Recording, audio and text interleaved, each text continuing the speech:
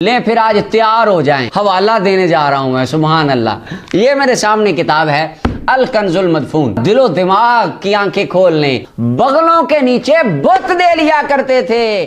بسم اللہ الرحمن الرحیم۔ رفع دین ایک فروعی سے مسئلہ ہے، تو لیکن کچھ لوگوں نے اس کے اوپر بڑا طوفان برپا کر کے اس کو قبر حشر اور جنت کا مسئلہ بنایا ہوا ہے۔ تو اس کے اوپر بڑی دیر سے ایک ڈیبیٹ چل رہی ہے سوشل میڈیا کے اوپر یہ دیگر۔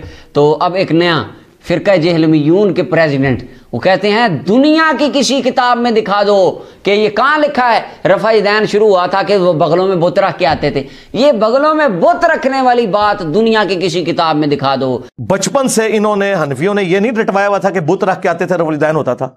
ہمارے ماں باپ کو کون گمراہ کرتا رہا شیطانی شکل میں آ کے؟ آپ کے بزرگان دین۔ یہ کون پڑھا گیا تھا؟ پھر ان پیچھے ہٹ گئے، نہیں ہم نے تو کبھی یہ بات ہی نہیں کی۔ تو اس کے بارے میں بہت سارے دوست مجھے کہتے تھے کہ اس کا حوالہ دیں، کہاں لکھی ہے۔ اس کے اوپر میں 2 مرتبہ پہلے بھی بات کر چکا ہوں۔ سب سے پہلے تو بات ہے کہ کسی حدیث کی کتاب میں یہ روایت نبی کریم صلی اللہ علیہ وسلم نے نہیں فرمایا۔ ایسی بات 14 صدیوں میں کسی محدث نے اس بات کو نبی صلی اللہ علیہ وسلم کی طرف منسوب نہیں کیا کہ رسول اللہ نے یہ فرمایا ہے۔ حضرت امام ابو حنیفہ، مالک، شافعی، احمد بن حنبل رحمہ اللہ علیہ مجمعین، ان میں سے کسی کے فالوور نے یہ نہیں کہا کہ یہ نبی صلی اللہ علیہ وسلم نے بات فرمائی۔ اور مزے والی بات، رفع دین نہ کرنے والے حنفی علماء 14 صدیوں میں ان میں سے بھی کسی ایک بندے نے اپنی کتاب میں اس بات کو نہیں لکھا کہ رفع دین شروع ہونے کی وجہ یہ تھی۔ ہے صحیح لکھا ہے کہ یہ والا دے دیں، کہاں پہ لکھا ہے رفع دین رکھ کے آتے تھے، لیں پھر آج تیار ہو جائیں۔ اچھا، اللہ تعالیٰ میری اس گفتگو کو ایک مصلحانہ بنائے۔ میں کوئی یہ کوئی جواب یا للکارنے نہیں لگا یا مناظرے کا آپ سمجھے میں چیلنج، ایسی بات نہیں۔ اللہ اس کو ہدایت کا باعث بنائے، اللہ میں سمجھنے کی توفیق دے۔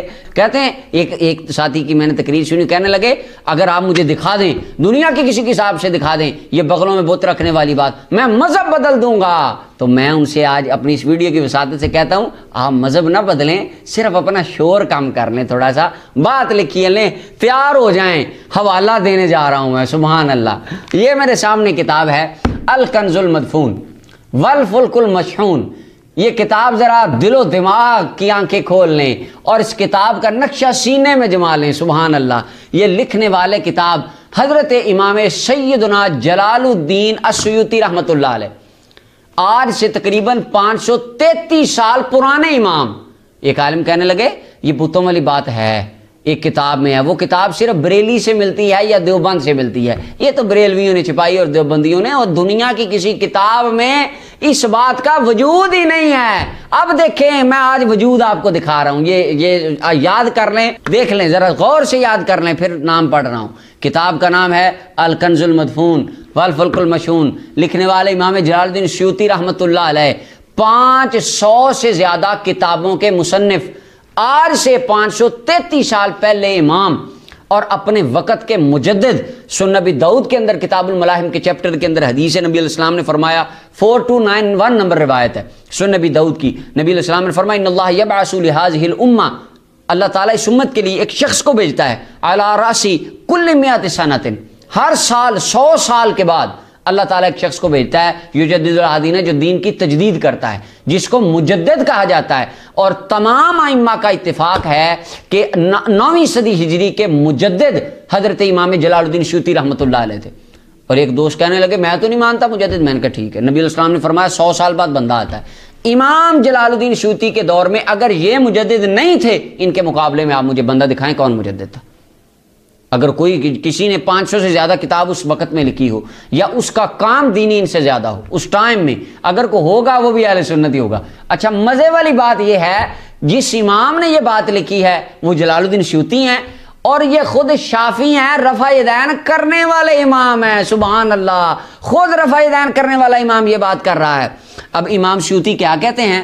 یہ الکنز المدفون میرے سامنے، پھر دیکھ لیں، الکنز المدفون امام سیوطی کی کتاب ہے، صفحہ نمبر 91 ہے، اس کے اوپر لکھتے ہیں امام سیوطی، کہتے ہیں مل حکمت فی رفع الایدی فی الصلاۃ، نماز میں رفع یدین کرنے کی حکمت کیا تھی؟ رفع یدین کیوں سٹارٹ کیا گیا؟ یہ بت رکھتے تھے، دنیا کی کسی کتاب سے دکھا دو، یہ دیکھ لیں، حوالہ لے لیں۔ قیلا امام جلال الدین سیوطی، پھر کہہ رہا ہوں الکنز المدفون صفحہ 91۔ اچھا، اور یہ بیروت اور لبنان کی چھپی ہوئی کتاب ہے۔ لبنان کا نسخہ ہے میرے پاس. امام جلال الدین سیوطی کہتے ہیں لِأَنَّ الْكَفَرَةَ كَانَتْ اِذَا صَلَّتْ، کافر بندے جب نماز پڑھتے وہ آ کے وہ بھی ساتھ شروع ہو جاتے، یہ بتانے کے لیے کہ ہم بھی اللہ کو مانتے ہیں لیکن ساتھ شرک کرتے تھے، بتوں کو پوجتے تھے. كَانَتْ اِذَا صَلَّتْ حَمَلَتْ أَصْنَامَهَا تَحْتَ آبَاتِهَا، بغلوں کے نیچے بت دے لیا کرتے تھے. یہ امام سیوطی کہہ رہے ہیں رفع یدین اس وجہ سے شروع ہوا.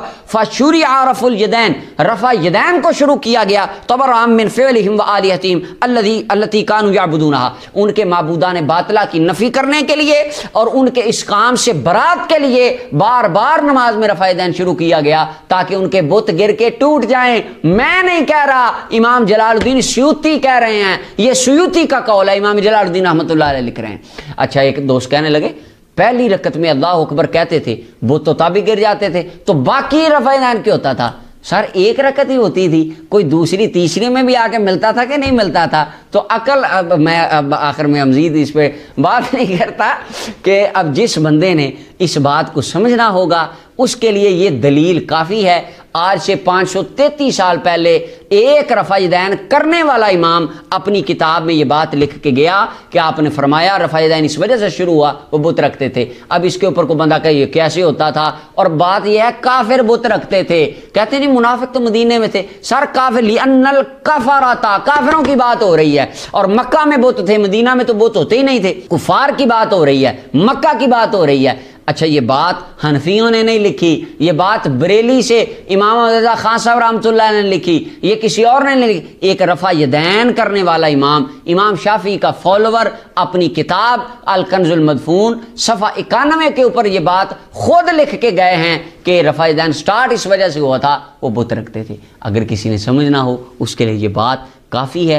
اگر لڑائی کرنی ہو جس نے نہیں ماننا اس نے یہ بات دیکھ کے کتاب پڑھ کے ہاتھ لگا کے بھی نہیں ماننا. سورہ اسراء اگر قرآن کریم کے اندر ہم پڑھیں اور 15واں 16واں پارہ قرآن کریم کا اگر ہم تلاوت کریں تو اس کے اندر نبی کریم صلی اللہ علیہ وسلم سے کافر آ کے کہتے تھے کہ اے نبی یہاں سے پہ سیڑھی آئے، آپ اس پہ چڑھ کے اوپر جائیں، کتاب لائیں، پھر ہم ہاتھ لگا کے دیکھیں گے، پھر دیکھیں گے ہم نے کلمہ پڑھنا ہے کہ نہیں پڑھنا. تو لوگ خواہش دیکھیں حوالہ دکھائیں، حوالہ دکھا دیا، پھر کہیں گے سند دکھائیں، سند دکھا دی، پھر کہیں گے ہمارے پاس کتاب لائیں ہم اوپر سے پڑھ کے دیکھیں گے، اور اس کے بعد بھی شاید دل کرے مانیں گے نہ مانیں گے. کفار مکہ بھی اسی طرح کرتے ہوتے تھے. تو نہ منوانے کی کسی کے پاس کوئی دلیل نہیں. اللہ تعالی ہم سب کو سمجھنے کی توفیق عطا فرمائے.